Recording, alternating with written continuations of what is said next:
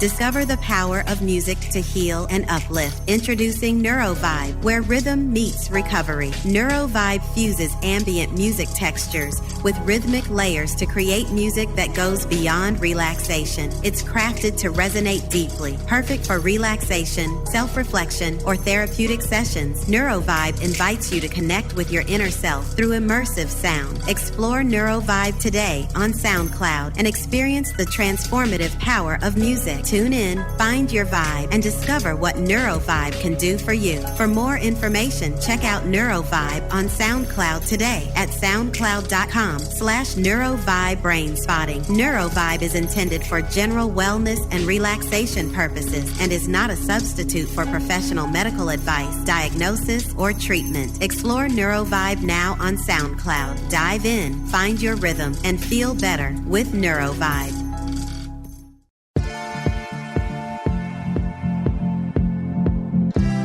Welcome to Untying Knots, Minds and Souls Untethered with Perry Clark.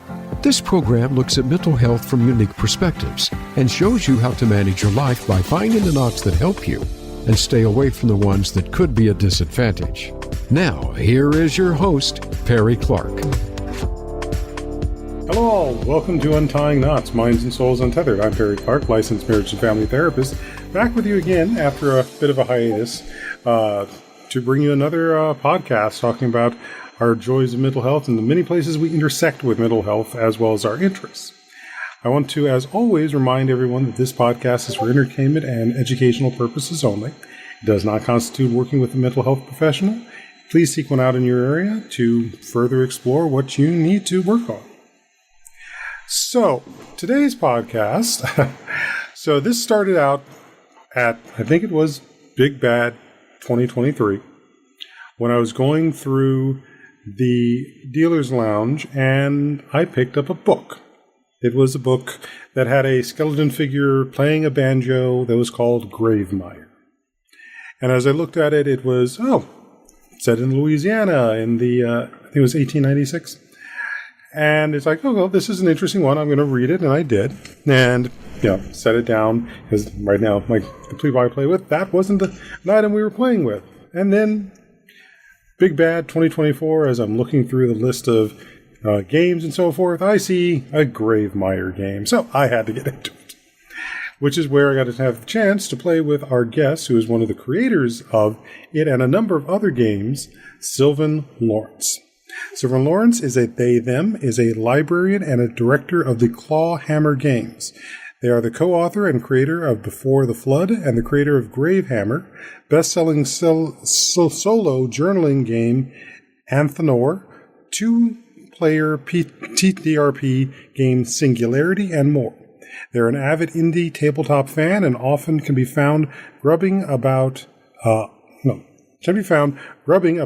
solitary corner of the internet for new and strange games to play with their friends. When not making or playing TTRPs, they can be found at your local library. Yes, your local library. Please do believe me, go visit for yourself. So Sylvan, welcome to Untying Knots.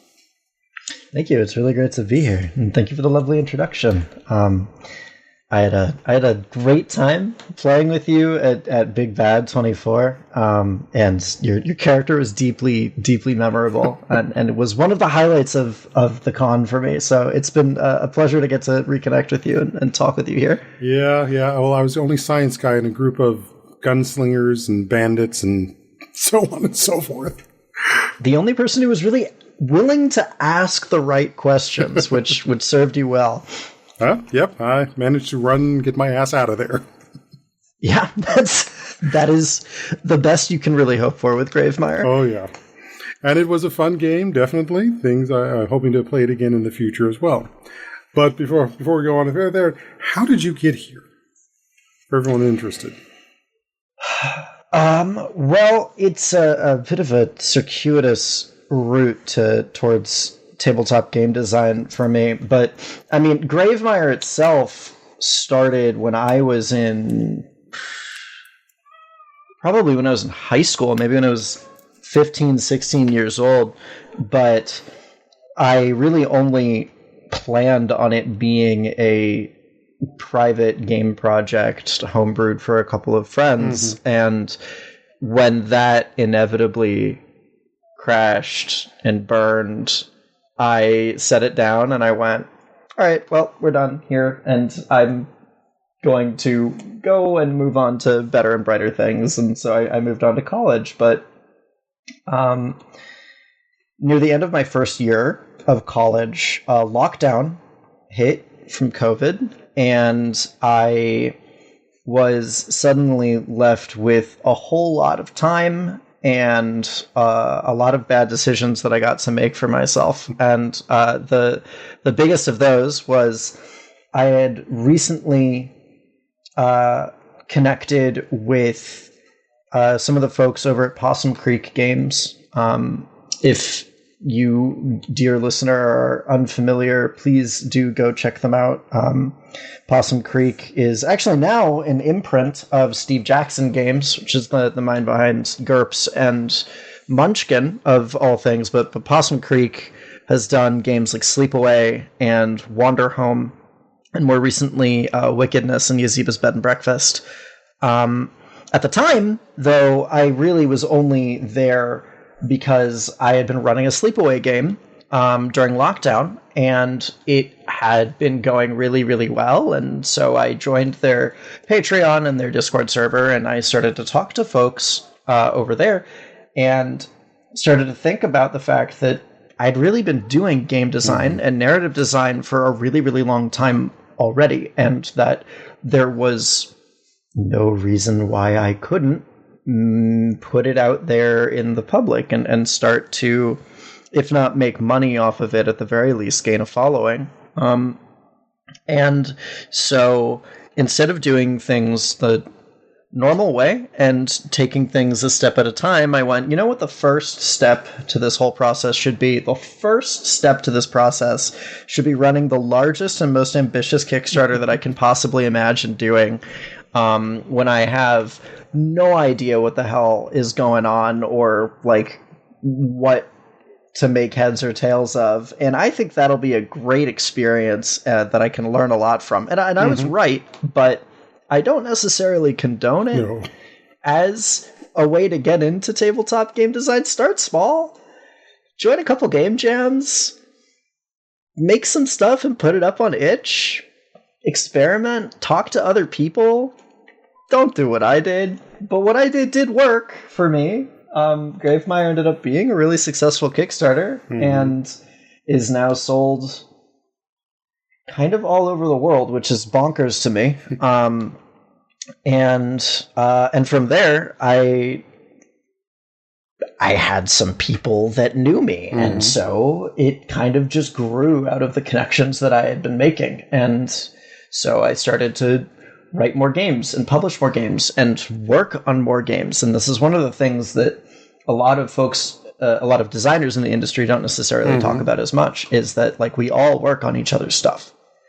And not all of it is necessarily credited, but a lot of it is. And if you go and you look through the credits pages of some of your favorite games, you're going to see names that you start to recognize from other games that you've played that have been doing developmental editing or consultancy or sensitivity reading or did the layout or did campaign management. And there's a lot of cross-pollination. And so I, at some point, really do need to sit down and make a list of all of the games that I've properly worked on. But I haven't done that yet because I'm scared that it will be longer than I can psychologically handle for myself, and that I'll have a bit of an identity crisis. So that's how I have come to be where I am today. And really, if there's a lesson to be gained from it, I would say that the big one is just take the first step, small or large. Everybody has art to put out there, and it's better out than in. Nice. Very much so. And enough that, like I said, you found that people know you now, and then it's led to other projects that you've been able to work on. And that's something that, again, is hard for anyone who's expecting the instant gratification and the instant success. Yeah, it definitely takes time. And the kinds of gratification and success that I've learned to measure my work by are very, very different from the ones that I was expecting to have when I first got into it. I think, and a lot of other people that I've talked to and that I'm friends and colleagues with now talk about the same thing, which is when you get into it, like, your pipe dream, the thing that you measure success by is by getting awards, getting a crit award or getting an Ennie. And the Ennies are a crapshoot. They really, really are. I mean, I have an immense amount of respect for the committee, and I think that every single person that has won an Ennie has absolutely deserved it. There are a lot of other people that get nominated and don't get nominated that also deserve it. And you learn over time to stop measuring things by... Hi, Moby. To stop measuring things by awards and by sales metrics, and you start measuring it by impact. How are people talking about your game? How are they being influenced by your games and your work? And what are they saying to you and around you about what you're doing? Nice.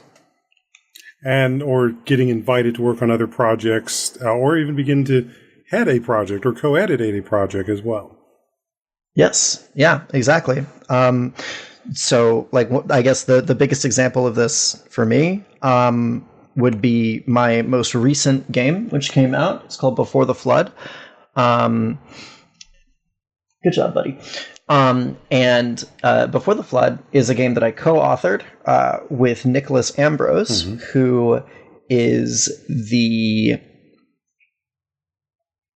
I don't remember what the job title that he prefers I use is, but he is one of the folks that makes Indie Press Revolution tick. He does all of their forward-facing relations, and he's in charge of all of the new acquisitions. Indie Press Revolution, or IPR, is the largest indie tabletop role-playing game distributor in the United States. Point blank, period.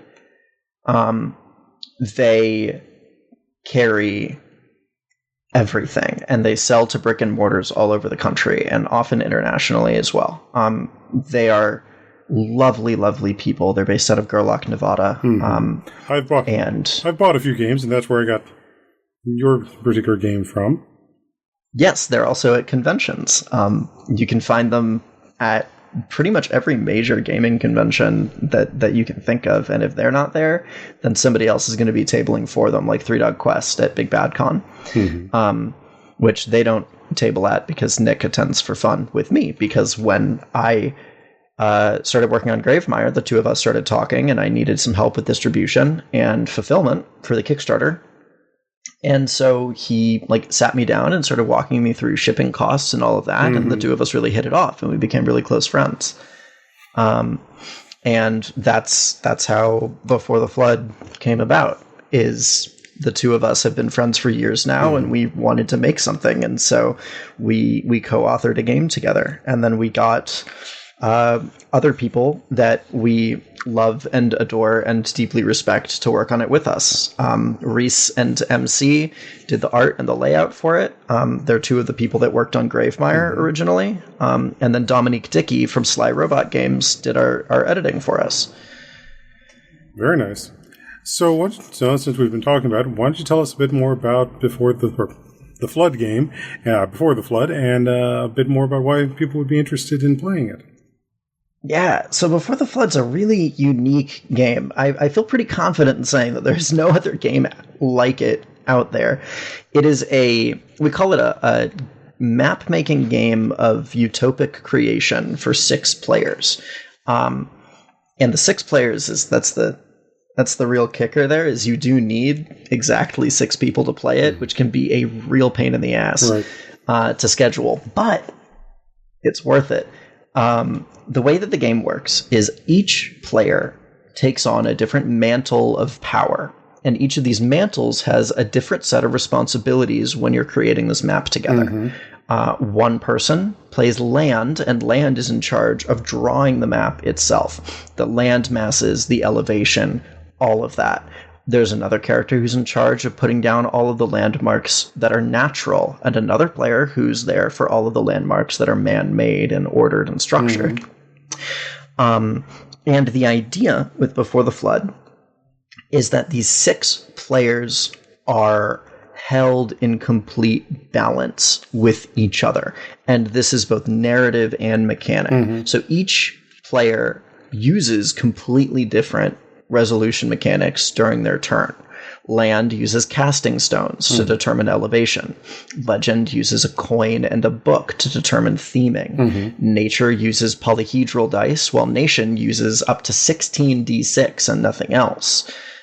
Wheel and Woe use tarot cards and playing cards, respectively, and use those to divine omens of ill and good fortune. And as you're creating this map in balance, you're creating something which is explicitly a land that is balanced in harmony. You are creating a utopia. You are creating something that is perfectly equal. Maybe not equal, but harmonious. And you can tell when you're playing that, like, the land itself has a way of singing. But the kicker, the trick behind this is that you know before you start the way that your world will end. This is why the game is called Before the Flood, because what you all understand and discuss before you play is that long after the scope of your story is concluded, long after your map is dry and set, everything that you make will be destroyed. Humanity's hubris will swell, and Woe's hammer will come down harder every day until the entire world is wiped clean in an event called the Flood. However, you're not allowed to play the Flood. You're not even allowed to talk about how it will come to pass. You're not allowed to do anything to represent the Flood. And the way that we work around this is before you even start playing, all of you read together the ritual of the Flood.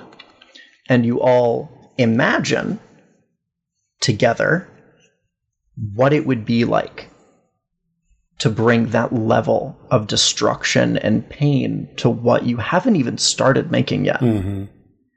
So by the time you're done reading this ritual, you have written the ending of this story as much as you ever will. And you can take a step back and take a breather and take a breath and take a moment. And when you come back, everything from that point forward is purely an act of creation. Which is bringing that natural cycle of endings as well, which some of you focus only on having the living. Yeah, exactly. We put the ending first so that we can focus on the rest of the story. So it's a sort of a weird topsy-turvy inversion of the normal pattern of things and of the normal cycle of life. You're starting with the death, looping around to the rebirth, and then you get the life, which is the whole story. So then after the Flood has come, the game then proceeds to whatever is going to be after that experience. And people... Oh, you don't talk about what happens after. Oh. You talk about the Flood, and you go, okay, that's what that would be like. That's what that will be like. You take a step back, and everything after that, you're talking about what came before it. When you're playing the game and you're drawing the map, you're talking about the land before the Flood even came. You're talking about the utopia that came before the destruction and before the apocalypse. Which is very different from those, so many games that deal with the after the apocalypse or at the apocalypse is happening and everyone's trying to survive it. Yeah, and I mean, one of the things that I play around with in Before the Flood is the idea is this world that you're making is the world that was here before our world was. And after the Flood, the world that comes about is our world, is our story. And so the first opening lines of the whole book are, Long ago, before our world, there was another. There was a flood once, or so I have heard. It was vast and terrible in the way that only the greatest of disasters can be. A cataclysm so total in its destruction that when it swept the world, there was nothing left. This is not the story of that flood. This is not the story of how it came to pass, or what it broke, or what came after. This is the story of the world that came up before it, a world lost to the sands of time and the waters of inevitability. This is the story of when magic was material, and the ones like us were lions on the prairie. This is the story of before the flood. Very nice. And it must have been something to do the playtest, let alone the development of it. Oh my god, it was a goddamn nightmare. It was a nightmare because at a certain point, Nick and I remember we were just sitting there and we were kind of spitballing ideas because we wanted from the very moment that we started this game, we were like, we're going to pack so many game mechanics in here that no one's going to know what the hell's going on. And there was a moment when we were like maybe 130 items deep into pick lists where we were like, did we make a mistake? Should we have done something else? And there were also moments we were sitting there like, how can we get a fishing mini game into Before the Flood? Didn't happen. It will live forever in my heart. But the playtesting happened in stages because there were so many mechanics to test that we started and we were like, all right, we're going to test raw mechanics. We're going to see if it works over a couple of hours of play. And then everything worked, and so we finished drafting the rest of the pick lists, and that playtest was actually digital. And then our second playtest, Nick and I were both at the American Library Association conference with IPR, and Nick brought all of the materials that we needed to play the game, and we were going to try to recruit somebody to do an impromptu playtest with us. And he realized on the first day of the con that he had forgotten a tarot deck. He had the playing cards, he had the dice, he had the tokens, he had everything. He didn't have a tarot deck. And I was like, well, I can go buy one. And he was like, no. This is a sign. We are going to make one. Oh. And so we cut little tiny pieces of paper, maybe only this tall and that wide. And Nick and I and our coworker Taylor just sat at a table for like an hour and just drew the worst tarot deck that you can possibly imagine on these tiny little slivers of paper. And Nick still has it. It was actually our top tier offer during the backer kit for Before the Flood, but nobody was willing to spring for it. I wonder why. Maybe because it's really, truly just an object with sentimental value. But Nick carries it around with him. And we did manage to recruit somebody, and we did an impromptu playtest. It went great. Taylor was our legend player who uses the coin in the book for thematic and narrative theming. And he was like, I'm going to stress test this game. And we're like, Taylor, you're playing the least mechanical possible mantle. How are you going to stress test the mechanics? And he went, I got this. Pulls out of his bag a board book that he was going to use. So there are maybe a sum total of 60 words in the whole book that you can use to theme. And so our map became very, very Fox-centric very quickly. And that's kind of how the playtesting went, was we lurched along a bit at a time, and we adapted as we went. Very nice. Almost sounds like this tarot deck is Scrooge McDuck's number one dime. Yeah, a little bit. It's the kind of thing that only matters to one certain duck. And as you said, Gravemire came as something that you were working on before on your own, so tell me a bit more about that one. Yeah, so Gravemire started out as I wanted to do something Southern Gothic, and I wanted to do something kind of fun for my friends, and so I made something, and I wanted it to be kind of deadly, and I wanted it to be spooky and really atmospheric, and the system which I had devised for it just kind of fell apart at first glance, and nothing about the concept really worked, and so I revisited it in college, and I was like, I like the bones here. I like nothing else that 16-year-old me did at all. As you are wont to think when you are an adult looking back on your adolescent decisions. And so I revisited and I was like, well, I seemed really fixated on the idea of having a game that's really lethal. But now, in my infinite wisdom in my early 20s, I know that games that are seeking to actively kill characters and make them feel disposable. Sorry about that. Cat moment. Yep. Games that are actively seeking to make characters feel disposable often are not that fun to play if they also focus heavily on narrative decision. And so I wanted to make a game which held that paradox in the palm of its hand and played around with it. The idea that you are incentivized to get close to a character, but you also have to understand that that character is doomed. And there are a lot of games that I would characterize as play to fail, and that would characterize themselves this way. The Zone is a great example of a game that's play to fail. It's a game in which the fate of your character is preordained at the beginning of the game, and so you don't have to worry at all about whether or not your character is going to die, because the card's already decided, and you're just there to find out. Kind of like 10 Candles is another example. Exactly. 10 Candles is the classic play to fail game. The Zone puts a little spin on it because there is a chance that you'll make it out. 10 Candles makes no such promises or illusions, and in fact promises the opposite. But Gravemire, I didn't want to be a play-to-fail game. I wanted it to be what I call play-to-grow. It's a game that I want you to play around with and to care about this character with the understanding that they're probably going to die, but to understand that that temporary nature of the story that you're telling and the character that you're with is exactly why you should care, and is exactly why you should feel emboldened to make the decisions that you're making. And it's no secret that a lot of Gravemire's design and philosophy and choices came out of my own instincts and journey in learning how to process a very substantial amount of grief that I suffered earlier than a lot of my peers.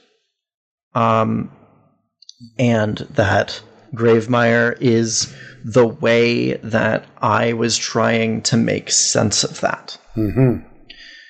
And so one of the things which players are kind of always immediately drawn to in Gravemire is the ritual to honor death. It's one of the things which is most memorable about the game, I think, and is one of the things that like pretty much everybody brings up. And it's what you do as a player when your character or when a character dies.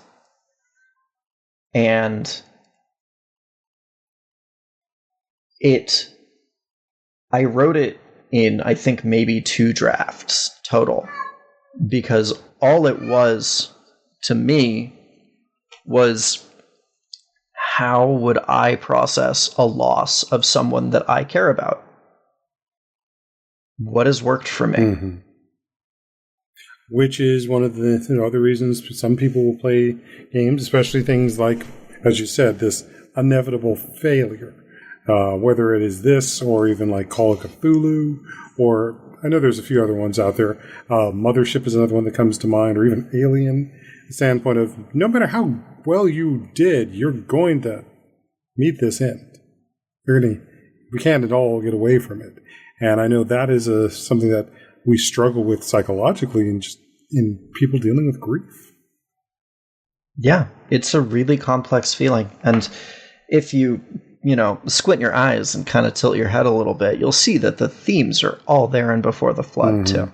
The only difference is that I front load all of it. And so all of the grief and all of the loss you experience before you get to know the thing that you lose. And so where in Gravemire, grief is a release and is a a moment in which you stop telling one story and begin telling another. And before the flood, that loss is a doorway that you're walking backwards through. Knowing that you're facing it the whole time, but that you're only going to get farther away. And I think, at least for me, that my own experiences with loss often feel this way.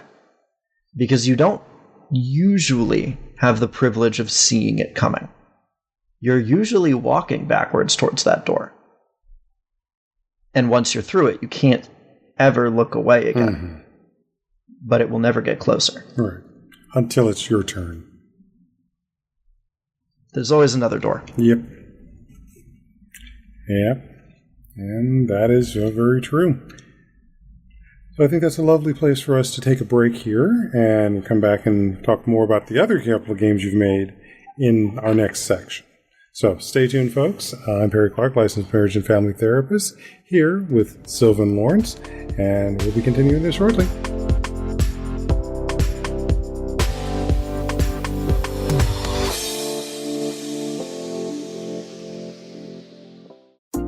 Our lives and the world around us can get messy and frustrating.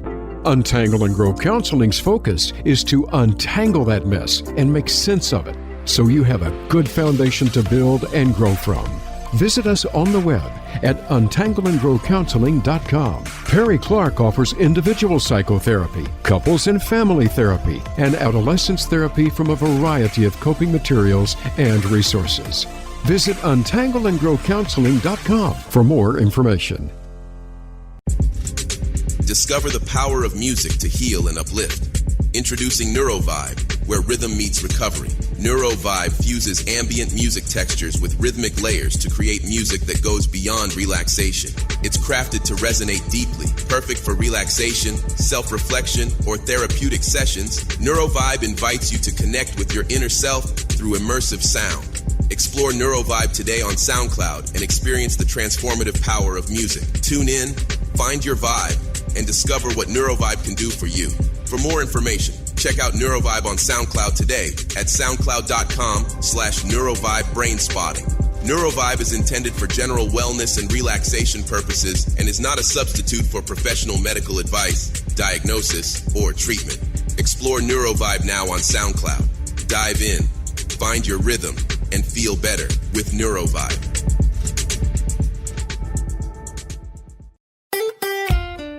Follow Voice America at facebook.com/Voice America for juicy updates from your favorite radio shows and podcasts.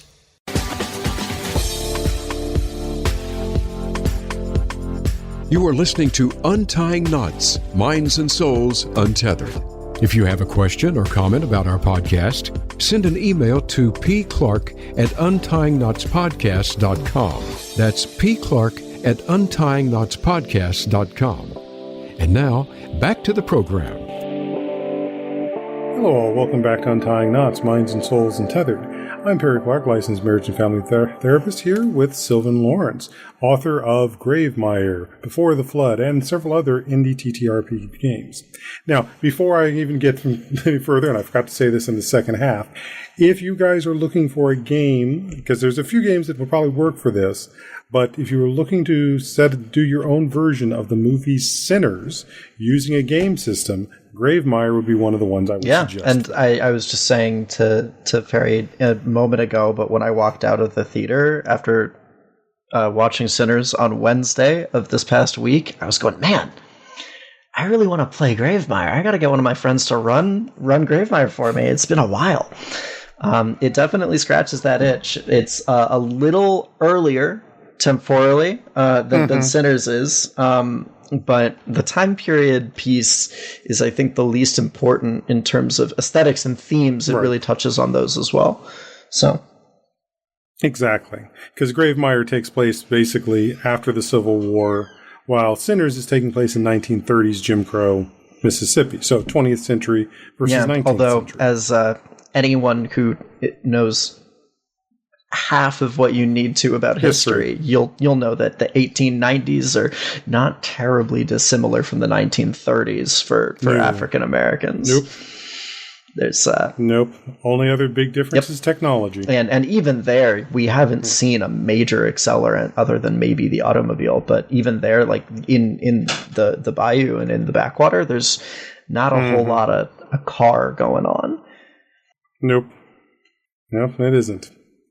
So let's talk about a few of your other games. And one of the ones, especially the idea of, because most games are usually collaborative storytelling. You're gathering friends. There's also the solo games, and it looks like we're talking about like your solo game and journaling game. Yeah. Athanor. So let's talk a bit about that. Athanor is an alchemical term, which refers to the furnace that you use when you are attempting to give constant and uniform heat to a process of alchemical digestion. Athanor, the game, is not about alchemy at all. Or is it? Right. The thrust of the game is that you're playing somebody that is embarking on an age of exploration era nautical journey. And over the course of that journey, you undergo several trials that change fundamentally who the person that you are and the way that you think. And then you undergo several night watches, which allow you to reflect upon this.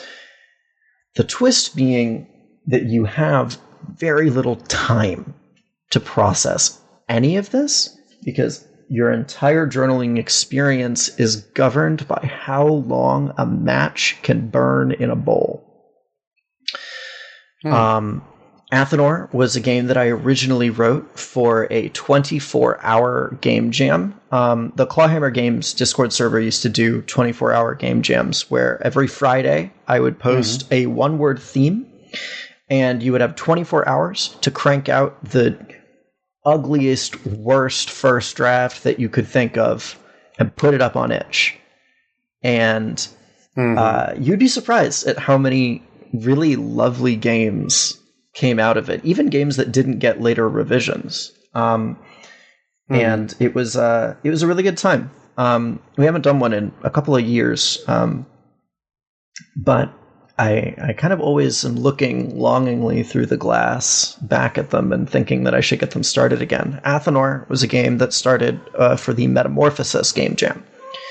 And so each stage of the game is named after a different stage in the alchemical process of transmuting or transmutation.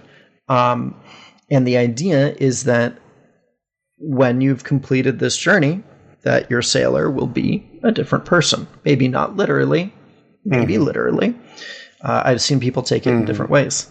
It was a game that it didn't undergo that much revision, and I kind of just like laid it out and threw it up on itch with some public domain artwork, but it took off in a way that I really was not expecting. It sat at the top of the best-selling or top-selling charts on itch for almost a month straight, and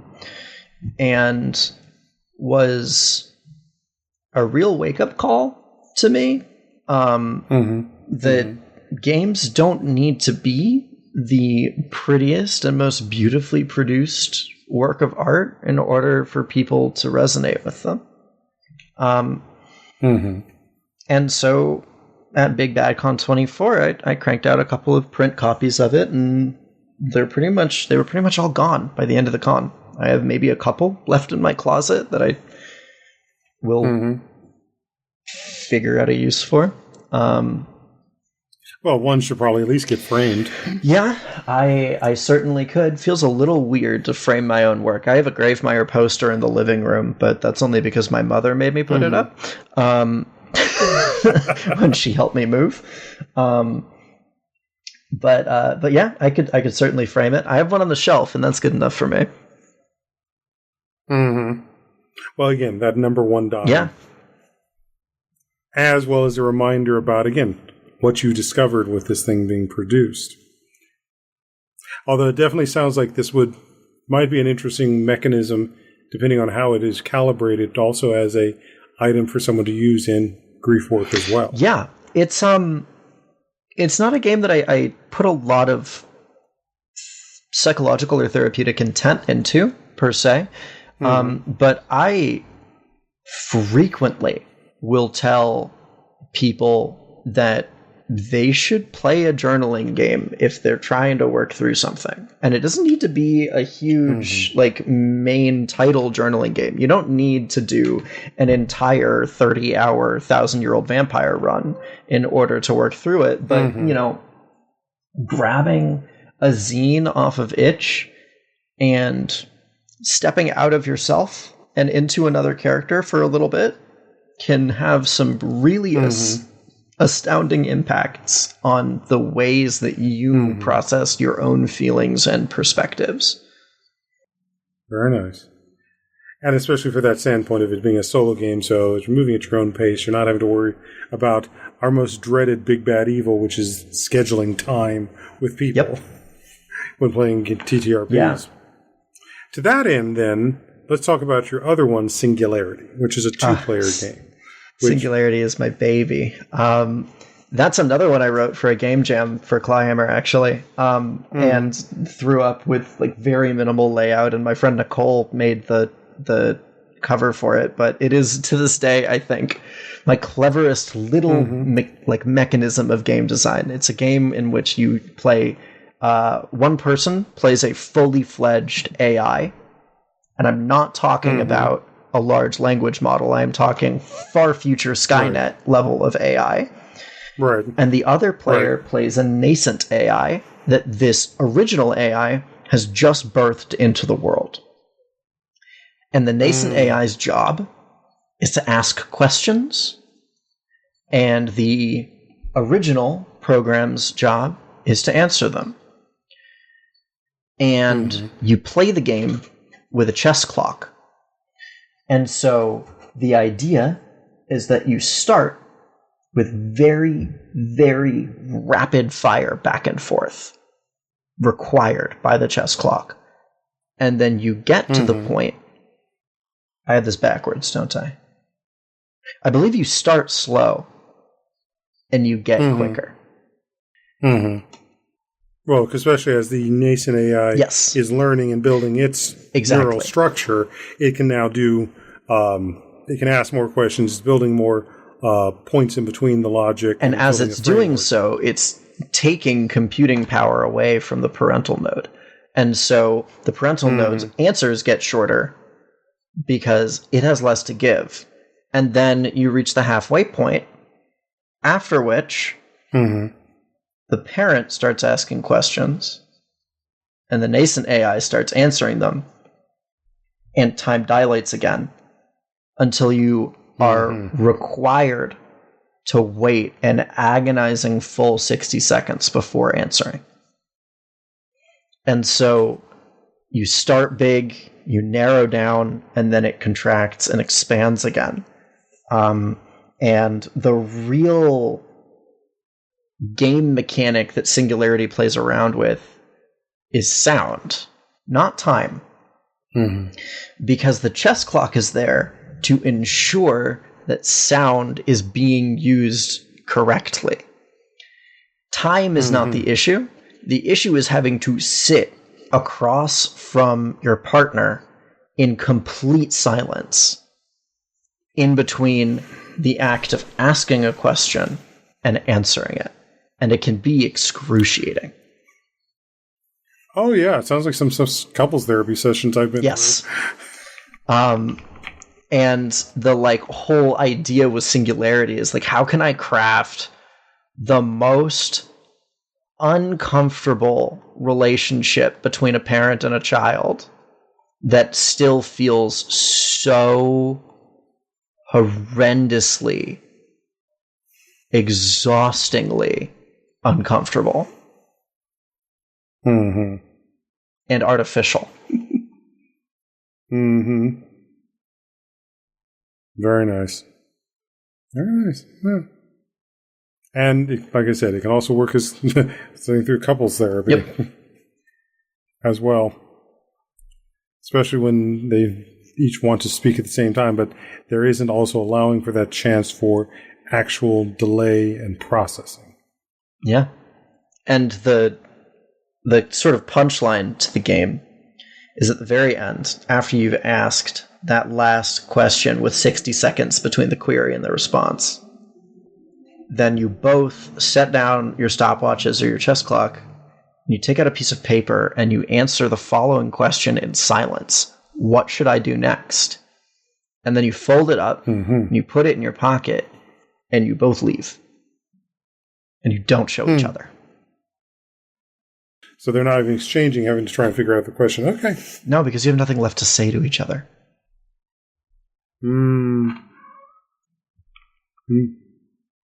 Okay, I gotta ask, what was the playtesting like for that? Non-existent. I wrote it in 24 hours. I did some revisions. I put it up and I went, man, I really hope somebody plays this. I want to find out if it works. And then a couple of my friends were like, oh my God, I really want to play this. And so they played it over Discord. And they were like, this rips. This is really good. And I went, great. Glad to hear it.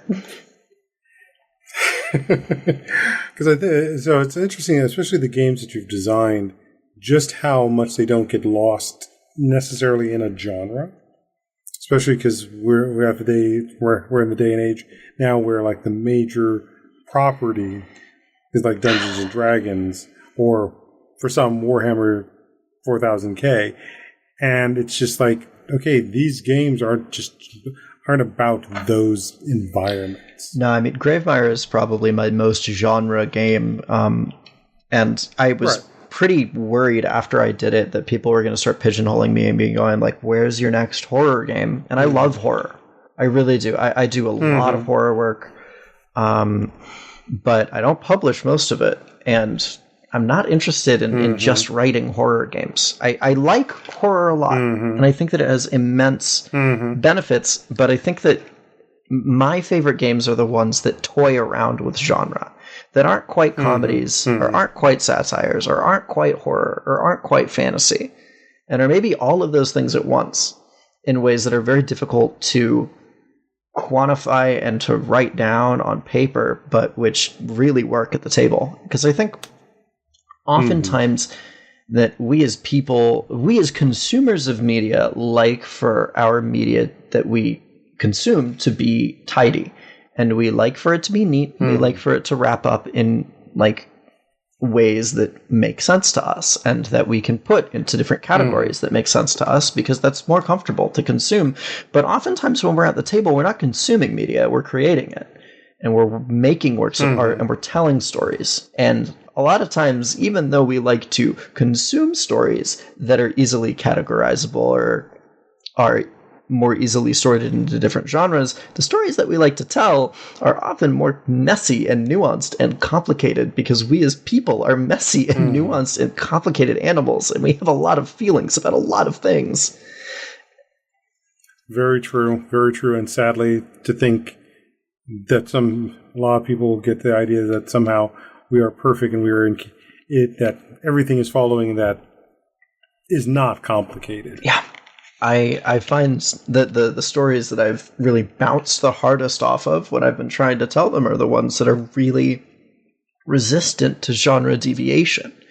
A story that just wants to be a horror game and doesn't give you the opportunity to breathe and to laugh is a story where I'm never going to grow to care about the characters. Right. Sometimes that's kind of what I feel about the Calvin timeline of Star Trek. Yeah. Sorry.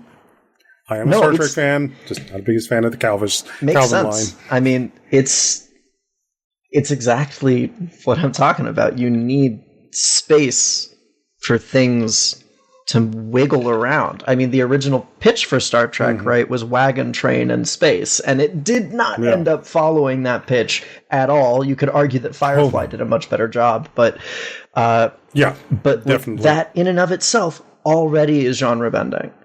And by the time Star Trek gets written and produced, it's morphed into something else entirely again. And then when you go from the original series to next gen, you start going much more deeply into like character arcs and development over time, as opposed to a strictly episodic format, and giving it the flexibility between formats, between genres, between moments and narrative themes and tone is really important for the long-term health of the story. Very much so, as we see eventually when they go into Deep's 9, with them being in a stationary location and the stories that come there, to even stranding a ship out and far enough away with Voyager. So, yeah, a lot of that development. Well, I think, especially because we've been hitting some number of tones dealing with mental health, I got to ask my classic question. What do you think is a myth and reality around mental health? And especially from what you've experienced with this field of the indie world of TTRPs. I mean, I think if I had to identify a myth about mental health, and I want to tread carefully here, the myth that I would identify is a sentiment I have seen echoed a lot, not necessarily consciously, is language is the solution.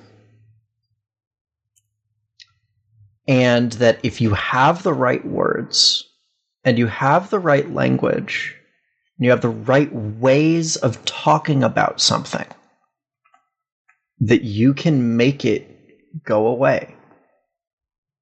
And you can make it make sense. That's the really insidious one. Yeah, I get exactly what you're saying. And so much of psychology had started around that.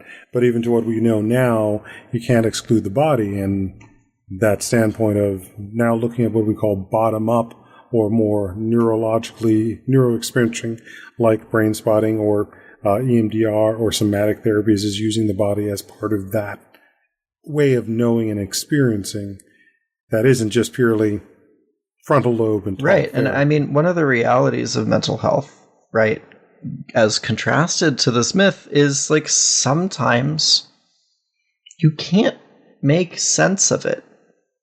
Not fully. And sometimes you just can't make sense of it now. Sometimes you may not ever be able to. There are some things which are going to still be ambiguous. And there are going to be things which you can play in the space with for as long as you need and as long as you have. And you're going to come out of it feeling differently, but you're not necessarily going to come out of it feeling like you've solved a puzzle. Because we're not puzzles. We're people. And I can write a whole game processing the way that I interact with grief and the way that I process loss and the way that I have come to understand what death means to me. And I can come out the other end of that going, I have more words to talk about this. And I have a better understanding of the way that I think and the way that I feel and the experiences that I have had. And I have had plenty of therapy, which has given me all of those tools as well. And also, there are parts of this that still don't make sense to me. And there are parts of this that I will never be able to put into words. And I will never be able to put on paper. And I will never be able to replicate at a table with other people. And that's okay. And that is, it is. So, I want to thank you for being on here and taking the time to talk about these games and also sharing your thoughts about this. Is there anything else you'd like people to know, especially if they want to try and catch and talk with you a bit more? I mean, you can find me on itch at Clawhammer Games, .itch.io. You can follow me on Blue Sky. I am no longer on Twitter, so don't bother. My Blue Sky handle is Lone Lamplighter at bluesky.social, I think is the... Yes, lonelamplighter.bluesky.social. And if you are around on Discord and you keep a keen eye out in various indie tabletop role-playing game spaces, you'll probably see me around there at some point or another. And please feel free to drop me a message and say hello. Will do. So, again, thank you. And I think, if you don't mind, I'm probably going to have this come out in June as we go into Pride Month, because I think we need it too. So, folks, I hope you wish you well, and stay salty so that we can get through all of the things that are going on in the world. And play some more games, whether you need to do it with a group, if you can get 6 people together, if you can do a 2-player game, or you sit down and have a lovely single-player journal adventure as well. But play more games, have some fun, and we'll see you later.